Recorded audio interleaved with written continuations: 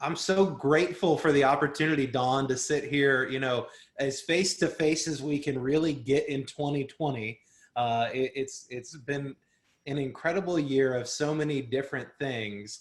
It started off with us getting to have the opportunity to be one-on-one in Fort Worth. And then, a month and a half later, things kind of, changed, like drop of the hat. Ain't that the And truth? and you've had some pretty incredible stuff that you've been putting out lately in the midst of COVID. And I wanted to talk to you a little bit about your new podcast, the Corporate Competitor Podcast. I've listened to the first 8 episodes and I've gotten so much out of it, even from people that I thought I knew, like John Maxwell. I got a whole new side of John Maxwell from that podcast with you. And I wanted to know, Don, what was the actual idea behind the premise of the podcast that you created? Awesome. Well, Scott, thank you. And I'll tell you, truthfully, what happened was a couple of years ago, I read this article that had said Ernst and Young had done some research trying to identify what's a commonality among C-level executives, right? So we're not saying high performers, we're saying C-level executives. And the number one commonality they found was a background that involves sports. And then when you went to when you further defined your list and said women who were now successful at the C level, the background in sports percentage was 94%, which was crazy to me. Anything that's a 94 percentile number Yeah. tells you like you found two things that mix well together. And talking about sports, which has been my career, and now talking to businesses, I thought, what a cool combination. Maybe one day I should do something with that. I pinned that article up on my wall, realized that I didn't have time for it. And then COVID hits and all my speaking engagements go away because that's what happens to Yeah. conferences and everything else. And yes, there were virtual opportunities, but certainly nothing like I was doing before. And so one of the things I was counseling, because I was being asked by executives, what do we need to be thinking about right now? And the question was just, this will end one day. What will you be better as a result of this, right? Are you going to let this cripple you, or will you be better because you went through this experience? And if you're going to be better, what will better look like for you? What will you do to be better? What's your pivot in this moment, right? How are you going to transition? And so I started asking that question of myself and our team. Yeah. And one of the things that came up was this article, and the question became, if we were to start in interviewing and spending time with executives who had a background in sports, what kind of lessons could they teach us that are universal? Because that's the beauty of sports to me, is that the lessons that it teaches you are universal. Yeah. And so we started building a list, and the list grew fast and furious. And we started recording these sessions, and each one's better than the last. I mean, it's crazy when I look at it and I think about, who all have been, our guests already, and each one, as I said, I learn more from. So that became the idea. That was the impetus. It's part of our pivot, and we love what it's offering up to people. Don, I couldn't think of a better time for a podcast like this to come out because, you learn so much about people in the midst of adversity.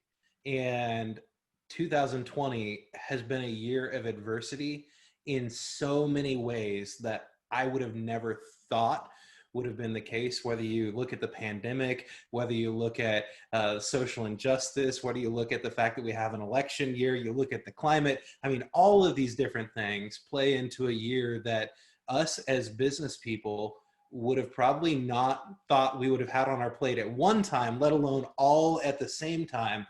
And I wonder, for you in having these conversations, what is the biggest thing that you're taking away from leaders of companies? Well, the biggest thing I think I'm taking away is that there, this has been a progression, right? As is usually the case. First 30 days or so when I was talking to them, the question was, well, when this ends, we're all going to go back to doing X, right? And then and then it became, oh my gosh, when is this going to end? And the statements kept changing, but ultimately, at the end of 6 months, the conversation turned to, well, it might not end, right? So let's quit talking about what we're going to do when this ends. Let's start figuring out what we're going to do to be better now. And because if we're better now, then we don't, then we don't have to be begging for it to end. We all want it to, right? We want to get back to our social habits, but it may or may not happen as quickly as we would want. So if you sit around waiting, um, then who knows how long you're sitting there. And as you're sitting there, trust me, your competitors are laughing at you. Yeah. And so that's what I discovered was that, everybody, almost in unison, people kind of were making their way through this journey. But the spot most of the best are today, we don't know that it is going to end. So let's just figure out what we have to do to win today, and let's not use the idea that the pandemic is out there as an excuse, because every competitor I have has the same is facing the same circumstance. Yeah, that's kind of one of the unique things about this whole thing is it doesn't matter what industry you're in, the playing field has been leveled completely, and you're you're playing a new game. Absolutely, because things you thought were true, or things that, like, I mean, gravity, is about the only thing I'm feeling pretty comfortable with right now. Yeah, Maybe yeah. that's because I've gained a pound or two And during this thing. we've got what, 3 months left of 2020, so we'll see Right. what happens with that. Yeah. True, gravity could change. But it's just, I mean, there are almost everything that we stated out there were absolutes. This is what happens when this thing happens to you. Um, uh, Even down to what the disease itself does has become something that's up for debate. Yeah, and I would imagine that for those people who you not only do these podcasts with, but you also coach, they're able to directly relate what they're going through right now back to their sports career and seeing the game change in front of them literally all the time. Yep. Yeah. And, in sports, we would call it a momentum shift, right? You could see that happen, right? Where you've heard the phrase, momentum has changed jerseys. Now it's on the other sideline. At the end of the day, that's kind of what many of us we're feeling that swing. But, the momentum isn't really swinging necessarily in the direction of a competitor unless you've decided to stand still, right? Yeah. If you decided, I'm going to wait this thing out, uh, you're screwed. And so I hope that you would, that's the one thing that everybody has figured out is that, boy, I you know I don't know when it's going to end, but sitting here right now will do me no good. Yeah, and I'm sure you're like me in a lot of my clients. I coach them through this pandemic that we're in, and so far everything we've gone through in 2020. And one of the things that I was so grateful for that I was able to coach off of was the documentary that ESPN did on Michael Jordan in The Last Dance. And I know you have a good relationship with him. You get to tell an amazing story of the time that you beat him. And what Oh, was the biggest thing? did I? Oh, I did. You're Yeah, right. yeah, you I did beat did. him. I did So beat him in that one-on-one. Yeah, you're right. yeah. So what was the biggest thing that you, even having a relationship with Michael Jordan, took away from that documentary? Well, I think the thing that really stood out to me, and it was fun, by the way, for me to watch that. My children have heard me tell that story, right? They've been to speaking engagements, they've been there, but they didn't appreciate because they're 11 and 10, right? Yeah. They appreciate the greatness of Michael Jordan. They never saw it. They saw him as a character with Bugs Bunny. And so for them to fully grasp how off the charts great he was awesome. But the thing that really stood out was the lesson Jordan really, I think at the end of the day, he hoped most people would walk away with. You want to have friends, don't be a leader, right?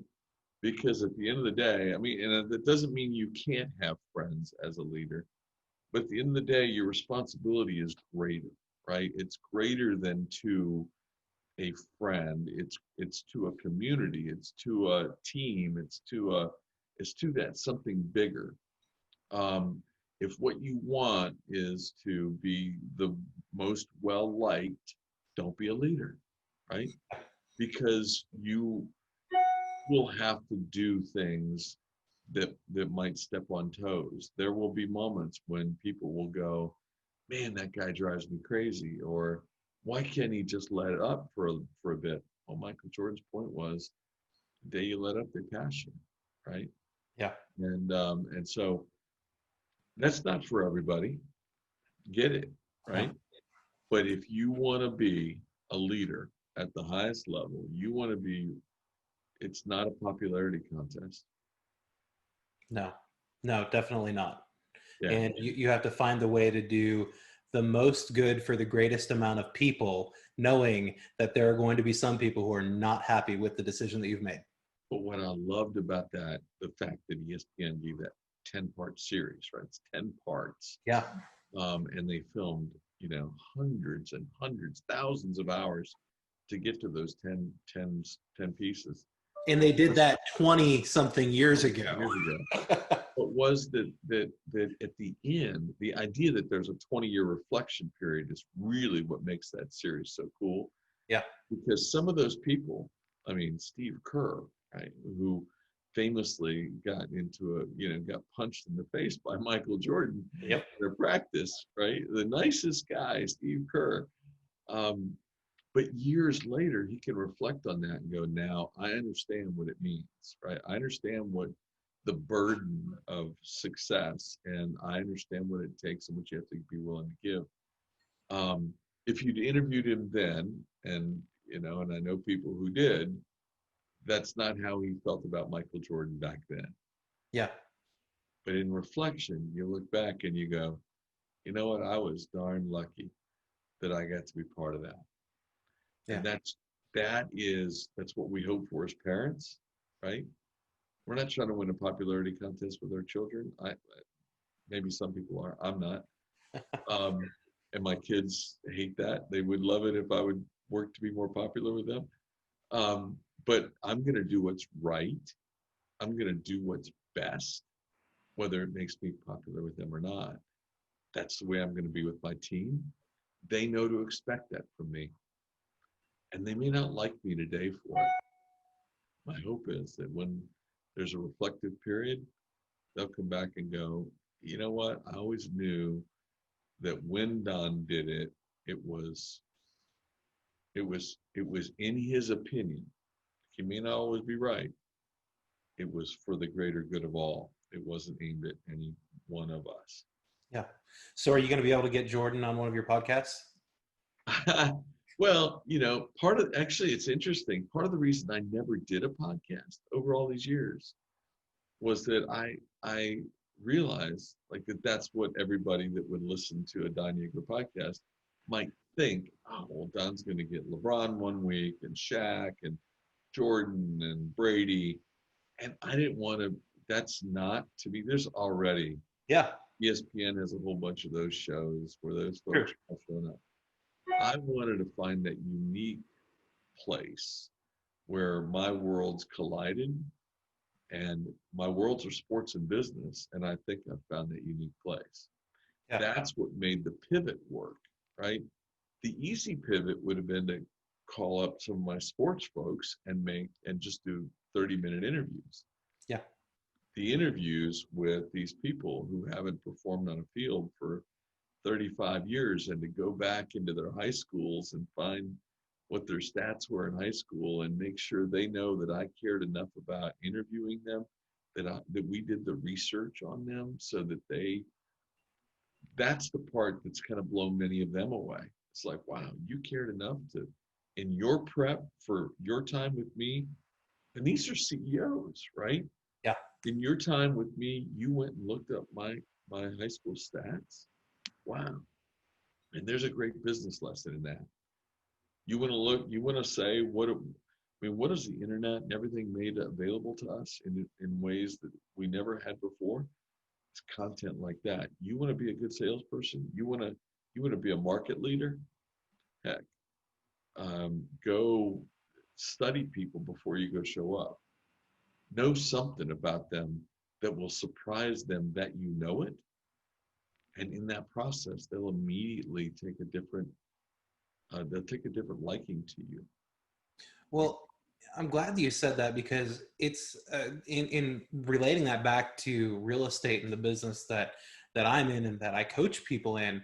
It's never been easier to connect with people on their level, because if you go and look at their social media profile, if you go and look on Google, you Right. can find something that they've done recently that you can pick up the phone and call them and have a conversation about. Yep. Connect. Absolutely. So it's neat that you mentioned that. So if you and I are sitting here 5 years from now, Don, having this conversation about this podcast, what is it that you've accomplished and what impact has it left on people? Well, the one thing I hope it will accomplish is that more and more people will realize that that if you had a relationship with sports earlier in your life or career, um, think about those things that you learned there, apply them into what you're doing, but also um, uh, feel free, maybe feel more free to share some of the lessons with the people that that you're engaged with. Some of the, I mean, like my very first podcast in this series was with the CEO of Top Golf, right? I mean, an amazing company and an unbelievable man, Dolph Burley. But when you understand why he continues to run track today, even in his 50s, and he's the number 2 ranked pole vaulter in the world in his age group, when you understand why, which has to do with an autistic son, it, you look at Dolph as a great businessman, but then you understand his why. By understanding that, and it allows you to connect with him differently. Dolph shared that out with a bunch of his employees, many of whom have said, I see him differently today I'm than I've sure. ever seen him working for him. These things are out there. We often don't share them because it seems egotistical to bring it up. But if you go look, you can find connection points with all kinds of people. Yeah. That's awesome.